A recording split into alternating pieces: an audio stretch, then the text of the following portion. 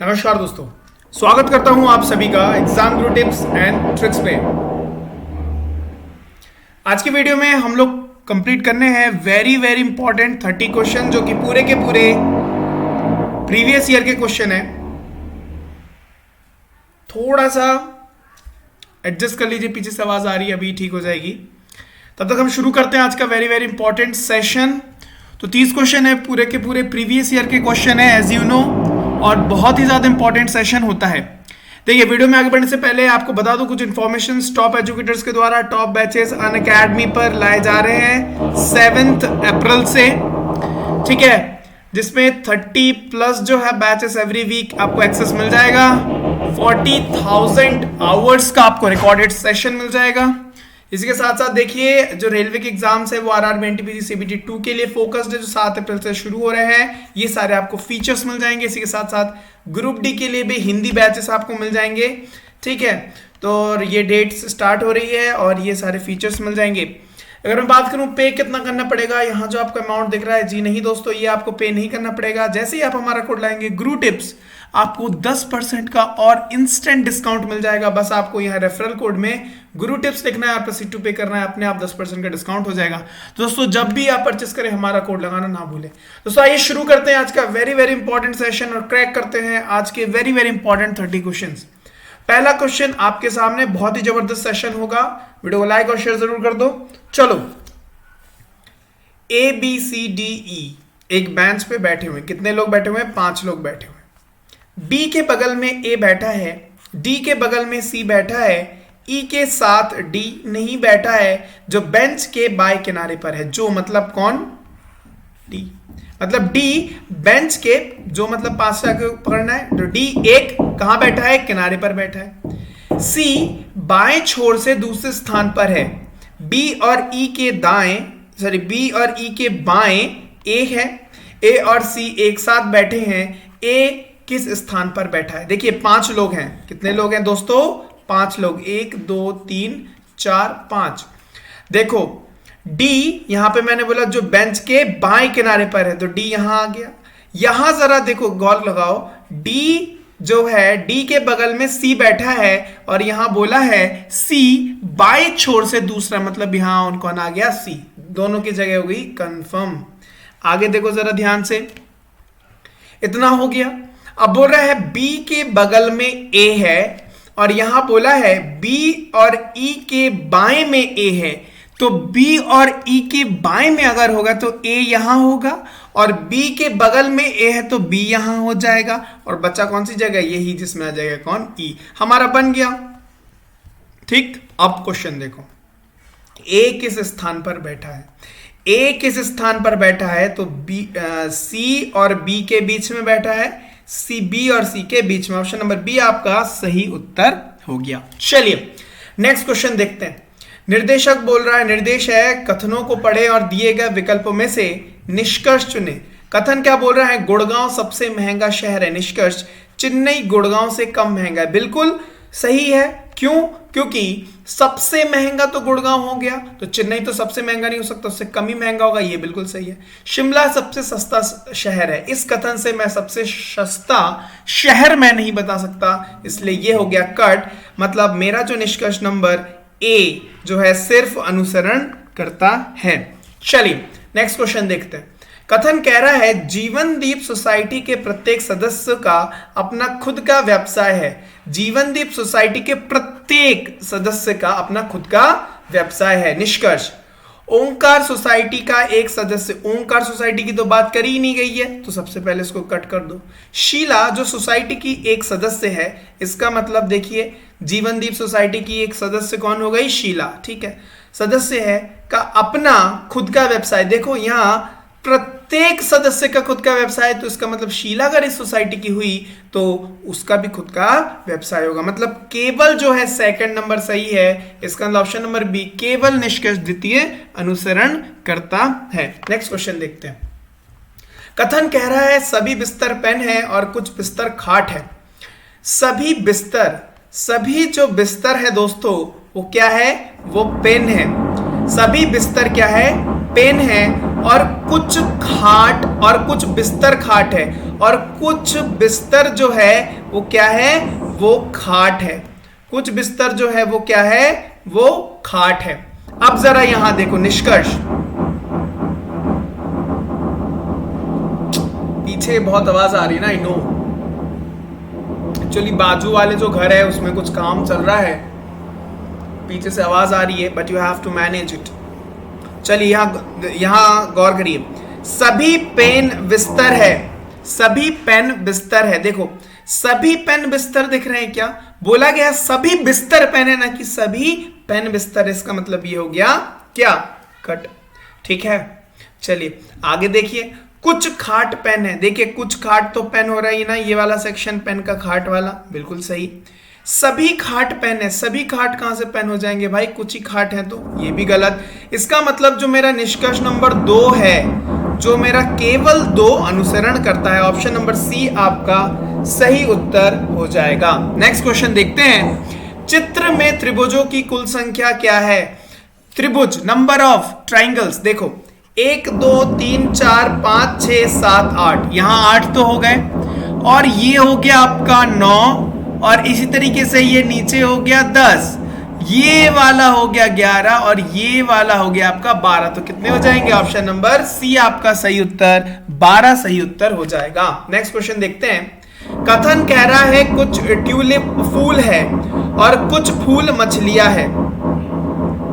कुछ ट्यूलिप फूल है, कुछ फूल मछलियां हैं, सभी मछलियां पत्तियां हैं और सभी पत्तियां गुलाब है। आइए इसको बनाया जाए।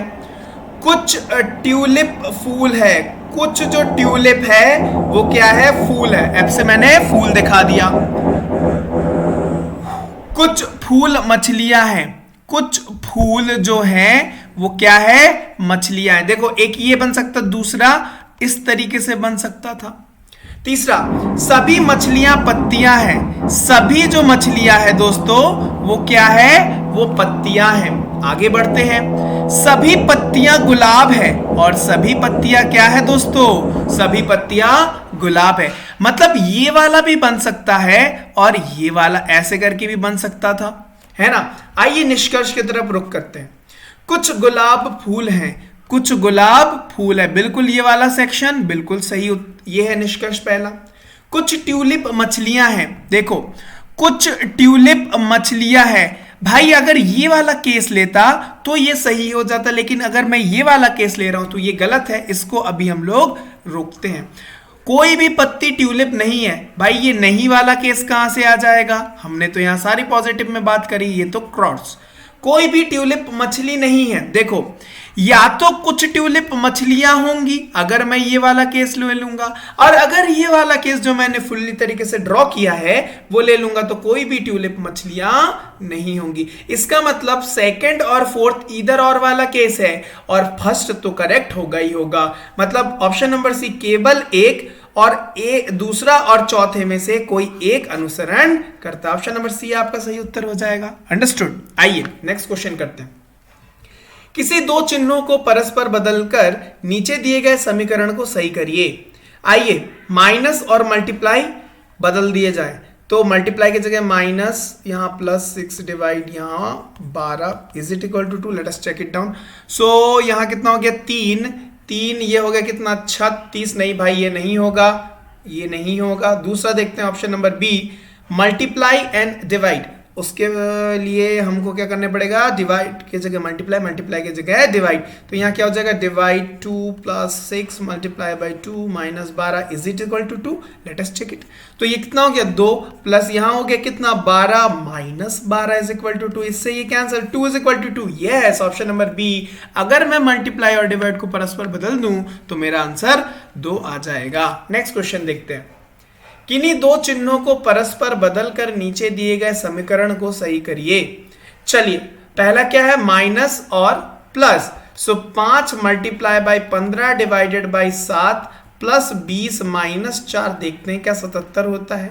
यहां जरा देखो 15/7 हो गया, 15/7 तो कटेगा पिटेगा नहीं, इसका मतलब ये वाला ऑप्शन होगा नहीं। मल्टीप्लाई और डिवाइड लेते हैं, तो 5 मल्टीप्लाई की जगह divide 15 multiply by 7 minus 20 plus 4 क्या 77 के बराबर है। आइए जरा देखें, तो ये हो गया 1/3 इंटू 7, ये भी पॉइंट में, तो ये भी नहीं होगा। फिर देखते हैं प्लस और divide, so 5 multiply by 15 plus 7 minus 20 और डिवाइड बाई 4 क्या 77 के बराबर है। यहाँ हो गया 5, यहाँ हो गया 75 प्लस 7 माइनस 5 मतलब 75 प्लस 2, हाँ जी बिल्कुल ये 77 के बराबर है। ऑप्शन नंबर सी हमारा सही उत्तर हो गया। नेक्स्ट क्वेश्चन की तरफ बढ़ते हैं। बहुत अच्छा क्वेश्चन है, ध्यान से देखिएगा। अनीता, क्या ये सीक्वेंस वाला है? सीक्वेंस वाला, चलिए। अनीता, बिनीता, सिंडी, दीपक, आइंस्टीन, फिरोज और जॉर्ज एक पंक्ति में उत्तर की दिशा में मुंह करके बैठे हैं। फिरोज आइंस्टीन के तुरंत दाएं हैं, आइंस्टीन जॉर्ज के दाएं चौथा है, सिंडी विनीता और दीपक की पड़ोसी है, दीपक के बाएं तीसरा व्यक्ति पंक्ति का एक छोर पर है, विनीता का पड़ोसी कौन है? आइए इसको बनाया जाए। कितने लोग हैं दोस्तों? 1 2 3 4 5 6 7, 7 लोग हैं। आइए 7 लोगों को बिठा दिया जाए। 1 2 3 4 5 6 और यहां बना दिया 7। किस तरफ देख रहे हैं? उत्तर, मतलब मेरा राइट उनका राइट, मेरा लेफ्ट उनका लेफ्ट। ठीक है, पढ़िए। फिरोज आइंस्टीन के तुरंत दाएं हैं। फिरोज जो है वो आइंस्टीन के तुरंत, क्या आइंस्टीन के तुरंत दाएं हैं। ठीक है, यहां तक समझ में आ गया। अब देखिए, आइंस्टीन जॉर्ज के दाएं चौथा है। आइंस्टीन जॉर्ज के दाएं, मतलब यहां पर जॉर्ज होगा, जॉर्ज के दाएं चौथा है, मतलब 1 2 3 4। अंडरस्टूड? तो जॉर्ज मेरा यहां पे आ गया। अब देखते हैं, सिंडी बिनीता और दीपक का पड़ोसी है, मतलब सिंडी जो होगा वो दीपक और किसका? बिनीता का। तो बिनीता को अगर मैं यहां ले लूं तो दीपक यहां आ गया, तो सिंडी इन दोनों का पड़ोसी हो गया ना। आगे देखते हैं, दीपक के बाएं तीसरा व्यक्ति, दीपक के बाएं तीसरा व्यक्ति जो है पंक्ति में एक छोर पर है। हो गया क्वेश्चन। देखो, दीपक को यहां बैठा दो, है ना, सिंडी यहां पर, बिनीता यहां पर, दीपक के बाएं तीसरा व्यक्ति, तो 1 2 3, ये जॉर्ज आ गया एक छोर पर, मतलब जॉर्ज यहां, बिनीता यहां, सिंडी यहां, दीपक यहां, आइंस्टीन यहां, फिरोज। या बचा कौन? बचा अनीता। अनीता को यहां बिठा दो, हो गया मेरा डायग्राम। तो बोल रहा है बिनीता का पड़ोसी कौन है? बिनीता का पड़ोसी कौन है? एक तो सिंडी होगा और एक जॉर्ज होगा। सिंडी और जॉर्ज, ऑप्शन नंबर बी हमारा सही उत्तर हो जाएगा। नेक्स्ट क्वेश्चन क्या कह रहा है? अनीता किस स्थान पर बैठी है? देखो जरा, कहां बैठी हुई है अनीता? कहां पर दोस्तों? दाएं छोर पर बैठी हुई है।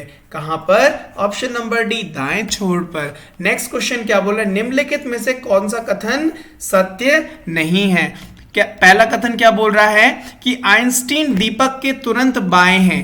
आइंस्टीन जो है वो दीपक के तुरंत कहां है? दाएं बोला है कि तुरंत बाएं है? बाएं थोड़ी ना है दोस्तों, ये तो किस तरफ है? ये तुरंत दाएं है। एक मिनट, हम ना एक काम करते हैं, यहां पर इसको ड्रॉ कर लिया जाए, राइट। 1 2 3 4 5 6 7। कुछ करता हूं मैं, एक काम करता हूं, यहां से जाता हूं मैं किसी दूसरी जगह पर जहां पे आवाज नहीं होगी। आप थोड़ा सा वेट करिए, है ना, मैं लेके चलता हूं दूसरी जगह पर, बिकॉज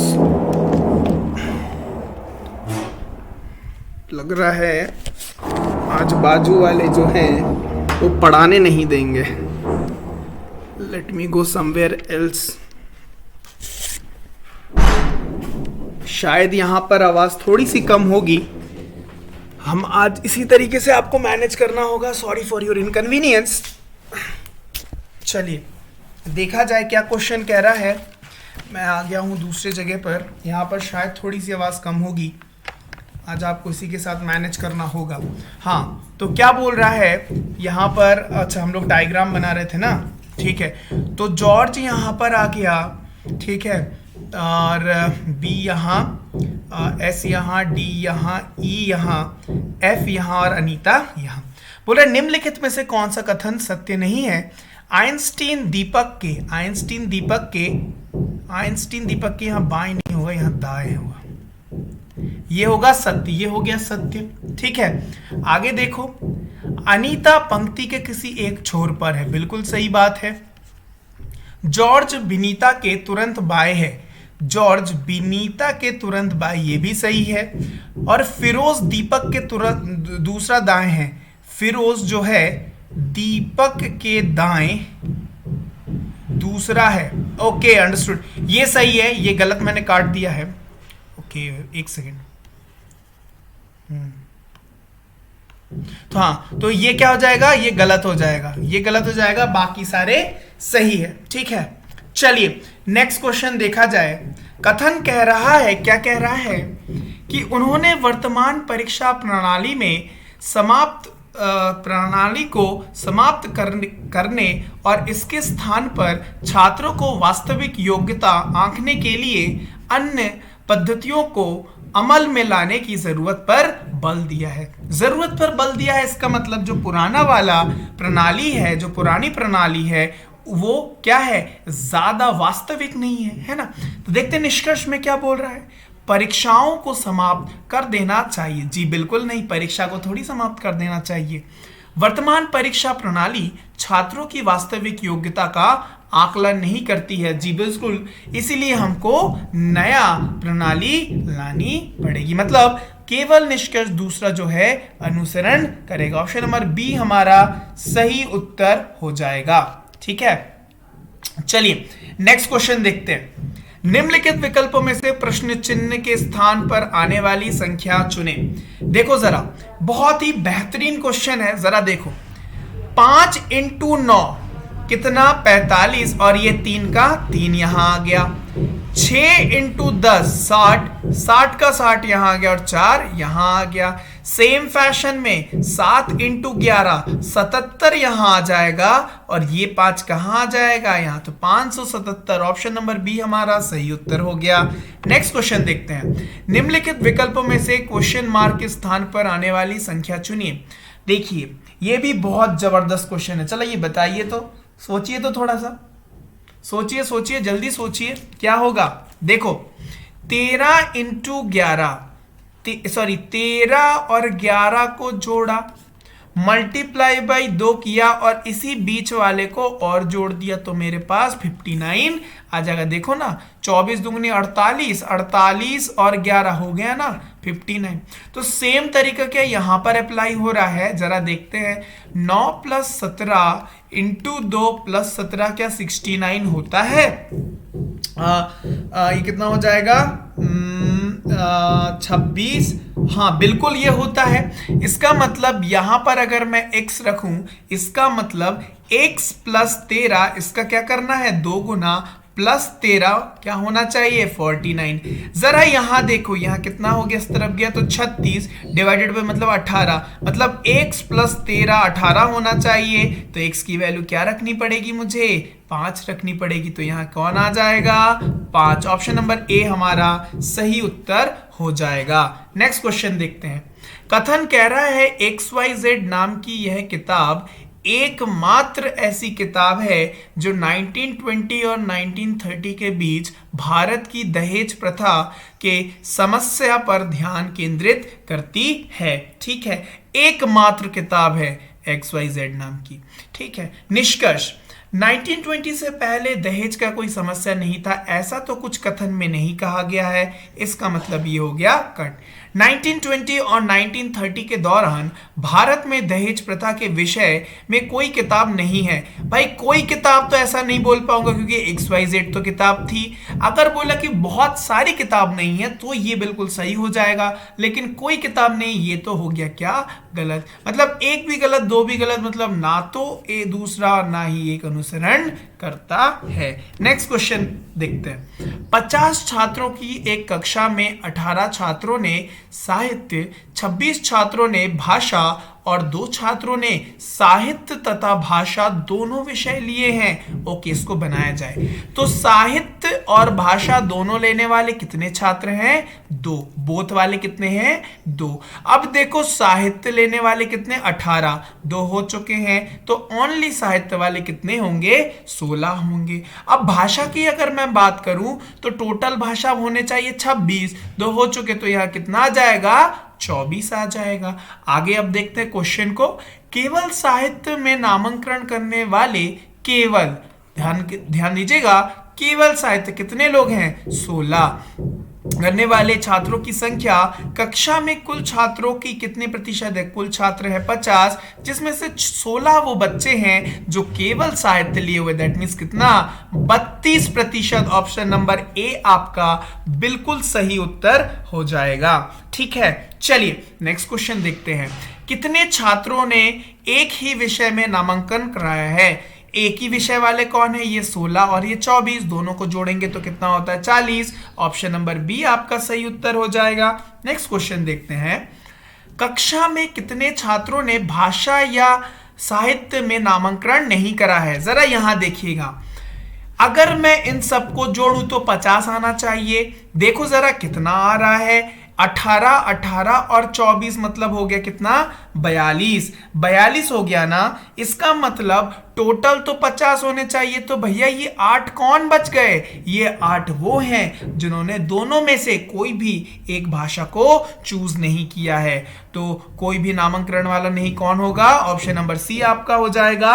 ऑप्शन नंबर सी, 8 ऐसे लोग होंगे जो साहित्य या भाषा में नामांकन नहीं करवाया है। नेक्स्ट क्वेश्चन देखते आइए। निम्नलिखित विकल्पों में प्रश्न चिन्ह के स्थान पर आने वाली संख्या चुने। जरा यहां ध्यान से देखिएगा, 42, 44, 38, 23, 55, 28 क्या हुआ है दोस्तों? इनके बीच में गैप है कितने का? 4 का, उसको 2 बार लिख दिया है 44। ये देखो 23 और 28 के बीच में गैप कितने का? 5 का, 2 बार 5 लिख दिया है। सेम तरीके से 37 और 39 के बीच में गैप कितने का? 2 का, 2 बार 2 लिख दो। 22 आपका सही उत्तर हो जाएगा, option number A. Next question की तरफ देखते हैं। निर्देश बोल रहा है कथनों को पढ़ें और दिए गए विकल्पों में से निष्कर्ष चुनें। कथन बोल रहा है 3 दशकों से अधिक समय से कंपनी एमपीएस पूरी तरह से ऊर्जा संरक्षण, इसके कुशल उपयोग और प्रबंधन के लिए समर्पित है। ठीक है, अच्छा। निष्कर्ष बोल रहा है कंपनी को अब भी इस क्षेत्र में मूलभूत चीजें सीखने और अर्जित करने की आवश्यकता है। देखो पूरी तरीके से बोल दिया है ना, तो अब भाई मूलभूत चीजें सीखने की तो जरूरत नहीं है। इसका मतलब ये हो गया कट। ज्ञान और निपुणता की तुलना से समर्पण जो है अधिक महत्वपूर्ण है। तो देखो ऐसा तो कुछ यहाँ के कहा नहीं गया कथन पे, मतलब ये भी हो गया क्या? कट। इसका मतलब ना ही एक ना ही दो, मतलब ना ही दो ना ही एक अनुसरण करता। ऑप्शन नंबर डी आपका सही उत्तर हो गया। नेक्स्ट क्वेश्चन की तरफ बढ़ते हैं। नेक्स्ट क्वेश्चन क्या बोल रहा है? 1 मिनट।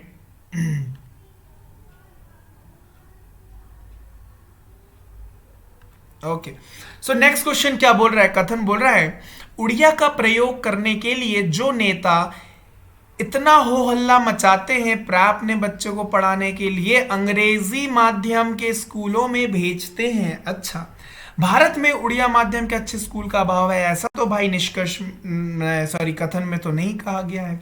इस संसार में उपदेश देना और उन पर अमल करने में काफी अंतर है। संसार में उपदेश देने और उस पर अमल करने में काफी अंतर है जी दोस्तों। यही यहां कथन में बोला है कि भाई उड़िया का प्रयोग करने के लिए जो नेता इतना हो हल्ला मचाते हैं प्राय अपने बच्चों को अंग्रेजी मीडियम में भेज देते हैं। इसका मतलब केवल जो है निष्कर्ष द्वितीय जो है अनुसरण करेगा, मतलब ऑप्शन नंबर बी आपका सही उत्तर हो जाएगा। ठीक है, चलिए नेक्स्ट क्वेश्चन।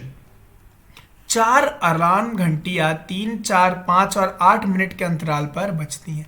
यदि वह एक साथ प्रातः 6 बजे बजी तो अब वह एक साथ कितने बजे बचेंगी? तो क्या करना होगा दोस्तों? बेसिकली मैथ्स का क्वेश्चन है, रीजनिंग में डाल दिया गया है। तो 3, 4, 5 और 8 का क्या लेना पड़ेगा? एलसीएम 4 से कर दो तो एक बार, और ये हुआ 2, 10, 30, 40, 120 मिनट, मतलब 2 घंटा कितने से 2 घंटा, 6 + 2 मतलब 8 बजे फिर से वे एक साथ बजेंगी। नेक्स्ट क्वेश्चन देखते हैं, आइए। निर्देश बोल रहा कथनों को पढ़ें और उस पर दिए गए विकल्पों में से निष्कर्ष चुनें। कथन कह रहा है जब तक प्रत्येक राष्ट्र लैंगिक समानता प्राप्त नहीं कर लेता स्वतंत्रता और लोकतंत्र अर्थहीन है। ठीक है। निष्कर्ष, स्वतंत्रता और लोकतंत्र एक दूसरे के पूरक है, ऐसा तो कहीं पे भी इस कथन में नहीं बोला गया। दूसरा, लैंगिक समानता वास्तविक स्वतंत्रता और लोकतंत्र की ओर ले जाती है। जी हां, बिल्कुल ये सही उत्तर होगा। तभी जो है जब तक लैंगिक समानता प्राप्त नहीं कर लेता स्वतंत्र और लोकतंत्र अर्थहीन है। बिल्कुल ठीक है। तो क्या हो जाएगा, मेरा ऑप्शन नंबर बी सही उत्तर हो जाएगा। केवल निष्कर्ष द्वितीय अनुसरण करता है। नेक्स्ट क्वेश्चन की तरफ रुख करते हैं। क्या दिया गया है? दिया है कि पी क्यू का पिता है, आर पी का भाई है, एस टी का भाई है और टी क्यू का भाई है। तो एस का चाचा कौन है? आइए देखते हैं। पी जो है वो किसका पिता है दोस्तों? क्यू का पिता है। और यहां क्या कहा गया दूसरे स्टेटमेंट में? आर पी का भाई है। आर जो है वो पी का कौन हो गया? भाई हो गया। अब यहां चौथा स्टेटमेंट सीधे उठाओ, तीसरे को स्किप करके, क्योंकि चौथे में ही दूसरे से जुड़ी हुई बातें कही गई है। तो टी जो है वो क्यू का भाई है, टी जो है वो क्यू का भाई है और एस जो है वो टी का भाई है, एस टी का भाई है। मुझे टी के जेंडर के बारे में नहीं पता तो मैं नहीं लगाऊंगा लड़का है कि लड़की। क्वेश्चन पढ़ते हैं। एस का चाचा कौन हुआ? तो एस के पापा कौन हुए? पिता हुए पी। इसका भाई चाचा होगा तो भाई कौन है? आर। तो एस का चाचा कौन हुआ? ऑप्शन नंबर ए, आर आप एस का चाचा हो गया। नेक्स्ट क्वेश्चन देखते हैं। कथन कह रहा है यद्यपि हमारे पास केयर और ओनिक्रा जैसी रेटिंग एजेंसी है, फिर भी निवेशकों की सुरक्षा के लिए आईटी कंपनियों हेतु अलग रेटिंग एजेंसी की मांग है। निष्कर्ष बोल रहा है आईटी कंपनी के वित्तीय मूल्य का आंकलन अलग तरह के कौशल, अंतर्दृष्टि और दक्षताओं की मांग करता है। जी हाँ, इसीलिए तो दूसरी रेटिंग कंपनी, अलग रेटिंग कंपनी की मांग कर रहे हैं। बिल्कुल सही, ये सही उत्तर हो जाएगा। निष्कर्ष ये वाला पहला निष्कर्ष सही होगा। दूसरा बोल रहा है अब आईटी कंपनियों में निवेश करने वाले निवेशकों को अपने निवेश की सुरक्षा प्राप्त करेगा। भाई ये तो कहीं पर कहा गया है क्या? ये स्टेटमेंट कहीं कहा गया है क्या? बिल्कुल नहीं कहा गया। इसका मतलब ये निष्कर्ष तो नहीं होगा, सिर्फ निष्कर्ष नंबर 1 सही होगा। इसका मतलब केवल निष्कर्ष एक अनुसरण करता है। आइए नेक्स्ट क्वेश्चन की तरफ बढ़ते हैं। बहुत ही ज्यादा बेहतरीन क्वेश्चन है, लाजवाब क्वेश्चन है और थोड़ा बड़ा क्वेश्चन भी है। आइए इसको बनाया जाए। क्या बोल रहा है? 5 पुरुष अजय, एक मिनट, हाँ, 5 पुरुष अजय, विजय, चैंग, डैनी, एल्व एक पंक्ति में दक्षिण दिशा के तरह मुंह करके बैठे हैं। देखो 5 पुरुष 1 2 3 4 5 दक्षिण मतलब नीचे की तरफ मुंह करके बैठे हुए, जबकि 5 महिलाएं मीना, नैना, ओइशी, पारुल और साक्षी पहली पंक्ति के समांतर दूसरी पंक्ति में उत्तर दिशा की तरफ मुंह करके बैठे हुए। मतलब क्या बोल रहे हो? एक दूसरे की तरफ मुंह करके बैठे हैं, लेकिन उत्तर दिशा की तरफ मुंह करके कौन बैठा हुआ है? लड़कियां। और दक्षिण दिशा की तरफ मुंह करके कौन बैठे हुए हैं? पुरुष। अब आगे पढ़ते हैं। पहली पंक्ति के समांतर दूसरी पंक्ति में, अच्छा ठीक है, विजय जो डैनी के बिल्कुल बगल में बैठा है साक्षी के सामने है। चैंग और नैना विकर्ण में एक दूसरे के सामने है। एल्व ओइशी के सामने है जो मीना की दाईं ओर ठीक बगल में बैठी है। पारुल जो साक्षी के ठीक बाएं डैनी के सामने है। मीना पंक्ति के एक आखिरी सिरे पर बैठी है। ठीक है, आइए इसको पहले बनाया जाए। तो क्या बोल रहा है दोस्तों? छोटी छोटी चीजों को कलेक्ट करके हम लोग एक साथ क्या कर देंगे? अरेंज कर देंगे। आइए छोटी छोटी चीजें पढ़ी जाएं। विजय जो डैनी के बिल्कुल बगल में है, साक्षी के सामने है। देखो जो डैनी के बिल्कुल बगल में है साक्षी के सामने, कौन साक्षी के सामने है? विजय जो डैनी के बिल्कुल बगल में है। आइए जरा इसको देखा जाए। विजय डैनी के बगल में है जो साक्षी के सामने, तो साक्षी कहां हो जाएगी? विजय के हमने मतलब यहाँ देखो इस तरफ लड़कियां देख रहे हैं, इस तरफ ऊपर लड़कियां देख रही। ठीक है, आगे देखा जाए, चैंग और नैना विकर्ण में है। इसका मतलब चैंग अगर इधर हुआ तो नैना इधर होगी, और नैना अगर इधर हुई तो चैंग इधर होगा। मतलब ये लोग अपोजिट डायरेक्शन में विकर्ण में बैठे हुए हैं। आगे पढ़ते हैं। एल्व ओइशा के सामने है। एल्व जो है वो ओइशा के सामने है। जो पास वाले को जाकर के पकड़ लो। ओइशा जो मीना के दाईं और ठीक बगल में है, मतलब मीना के दाईं ओर। तो एक मिनट, एल्व ओइशा के सामने है। एल्व जो है दोस्तों, एल्व जो है ओइशा के सामने है। जो मीना के दाईं और ठीक बगल में, मतलब मीना यहां होगी और ओइशा होगी, और इसके सामने कौन होगा? एल्व होगा। आगे देखते हैं। पारुल जो साक्षी के ठीक दाएं बाएं बैठी है। पारुल जो साक्षी के ठीक बाएं बैठी है। साक्षी के ठीक बाएं बैठी है। ठीक है, पारुल जो साक्षी के ठीक बाएं बैठी है, डैनी के सामने है। तो साक्षी के तो पारुल के अपोजिट कौन हुआ? डैनी हुआ। देखो ये मेरे पास छोटी छोटी चीजें आ गई। और यहां एक और चीज है, क्या? मीना पंक्ति के आखिरी सिरे पर बैठी है। तो देखो एम इधर होगा, ओ इधर होगा, तो एम तो भाई बाएं तरफ ही होगा। तो बनने वाला देखो क्या क्या है, इधर 5, इधर 5, 1 2 3 4 5। तो मीना सबसे इस कोने पर है। इधर पे कौन आएगी? ओएशी आएगी।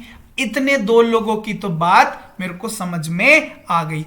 अब जरा यहां से उठाओ, चेंग और नैना विकर्ण में एक और दूसरे। तो चेंग नैना तो यहां आ नहीं सकती, मीना यहां बैठ चुकी है, तो नैना यहां आ गई। तो यहां कौन आ गया दोस्तों? चेंग आ गया।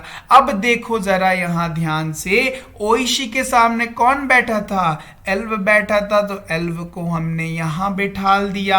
Are you getting? देखो विजय और साक्षी एक दूसरे के अपोजिट में थे, और देखो विजय और साक्षी एक दूसरे के अपोजिट में थे। आगे देखते हैं। जो है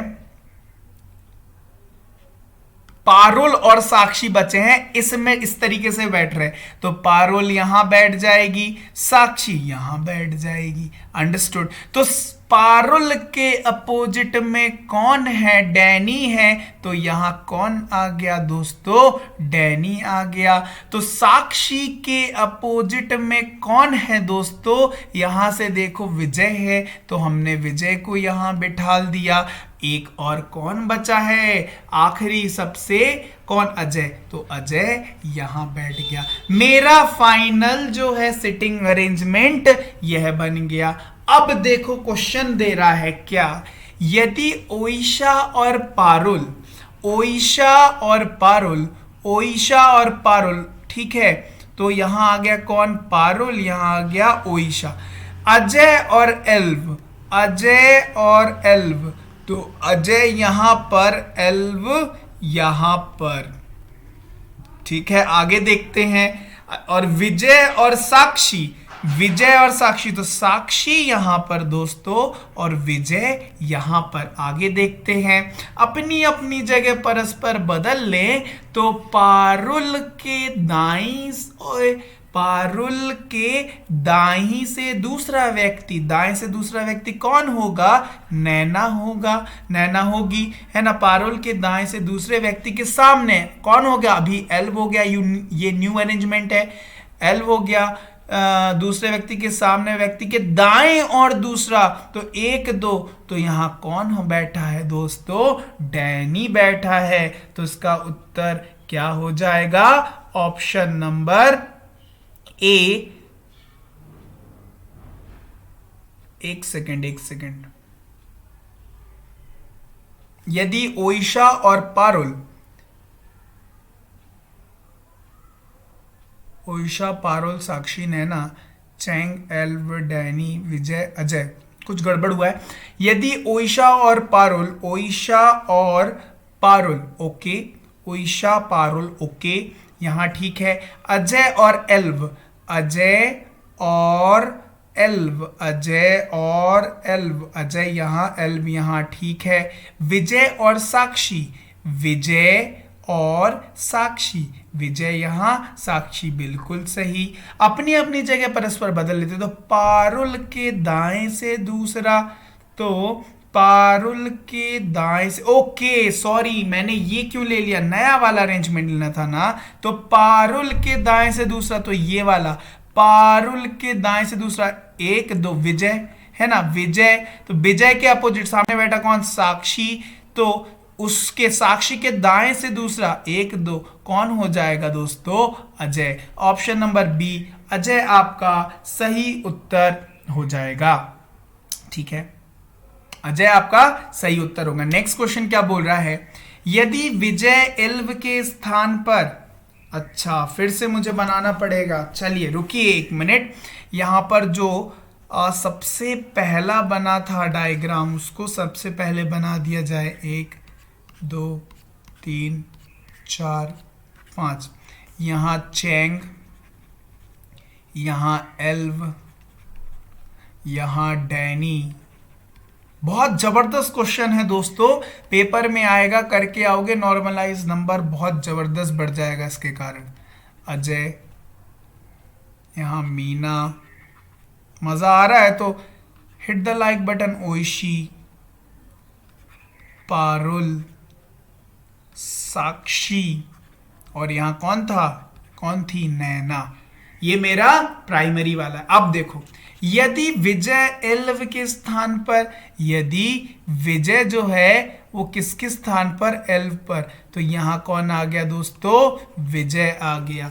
आगे देखते हैं, एल्व के स्थान पर चला जाता है, एल्व साक्षी के स्थान पर, एल्व कहां, यहां आ गया, साक्षी के स्थान पर के चला जाता है, और साक्षी विजय के स्थान पर, साक्षी कहां पर दोस्तों, यहां, तो साक्षी यहां आ गई, स्थान पर चली जाती है। तो ओइशा के सामने बैठा कौन, विजय, बैठा व्यक्ति के बाएं से दूसरा व्यक्ति, 1 2, साक्षी होगी ना। ऑप्शन नंबर ए आपका सही उत्तर हो जाएगा, साक्षी। चलिए नेक्स्ट क्वेश्चन देखा जाए, निम्नलिखित में से कौन सा युग्म विकर्ण के एक दूसरे के सामने है। देखो कौन कौन थे, ये हमारा प्राइमरी था, चैंग और नैना थे, और मीना और अजय थे। देखते हैं, चैंग और नैना तो नहीं होगा, क्योंकि ये तो क्वेश्चन में विजय और अजय और मीना, अजय और मीना है ना, अजय और मीना, ये देखिए अपोजिट में है ना, विकर्ण में है ना, तो ऑप्शन नंबर डी आपका सही उत्तर हो जाएगा। ठीक है, चलिए नेक्स्ट क्वेश्चन देखते हैं। कथन बोल रहा है, गुणवत्ता के लिए कीमत लगती है, सभी देश गरीबों के लिए शिक्षा के उत्थान हेतु बहुत सारा धन आवंटित कर रहा है। निष्कर्ष बोल रहा है, देशों में शिक्षा की गुणवत्ता शीघ्र ही सुधार होगी, तभी तो इतना ज्यादा पैसा लगा रहे हैं। दूसरा बोल रहा है, केवल निवेश ही शिक्षा की गुणवत्ता को बढ़ा सकता है। केवल नहीं दोस्तों, केवल नहीं, और भी बहुत सारे पैरामीटर्स होते हैं, इसलिए ये हो गया गलत। क्यों, क्योंकि केवल लगा दिया, इसका मतलब केवल निष्कर्ष एक अनुसरण करेगा। आज का अंतिम प्रश्न करते हैं। आज का अंतिम प्रश्न क्या बोल रहा है, कल हम लोग डीआई से स्टार्ट करेंगे। ठीक है, देखो कथन कह रहा है, हमारे इक्विटी निवेश बाजार जोखिम उठाकर चलते हैं। ठीक है, इक्विटी मतलब पता है ना क्या, शेयर मार्केट, इक्विटी, कमोडिटी है ना। हमारे इक्विटी निवेश बाजार जोखिम उठाकर चलते हैं। निवेश करने से पूर्व आपके निवेश सलाहकार या एजेंट के साथ परामर्श करें। बिल्कुल दोस्तों, निष्कर्ष बोल रहा है हमें इक्विटी में निवेश नहीं करना चाहिए। बिल्कुल नहीं भाई, है ना, ऐसा तो बिल्कुल नहीं बोला है, कहाँ, कथन में, है ना। नहीं तो शेयर मार्केट बर्बाद, सब कंपनियां बर्बाद। दूसरा क्या बोल रहा है, निवेश सलाहकार बाजार के जोखिम की यथार्थ की निगरानी करता है। बिल्कुल सही, तभी हमको उनसे परामर्श करके क्या हमें निवेश करना चाहिए। तो इसका मतलब जो है केवल निष्कर्ष दूसरा समर्थन करता है। तो दोस्तों ये थे आज के very very important 30 question. I hope आपने सेशन को एंजॉय किया होगा। बहुत ही जबरदस्त क्वेश्चन थे। अगर आपने 30 में से 27, 28, 29, 30 स्कोर कर रहे हो, इसका मतलब आपकी तैयारी बहुत अच्छी है। इस सीरीज को कंटिन्यू देखते चलो, आपका बहुत ज्यादा फायदा होने वाला है। ठीक है दोस्तों, फिर मिलते हैं आपसे नेक्स्ट वीडियो में न्यू क्वेश्चंस के साथ। देखते हैं डीआई से शुरू करते हैं नेक्स्ट वीडियो में। ठीक है दोस्तों, फिर मिलते हैं। Okay, till then bye bye and have a nice day.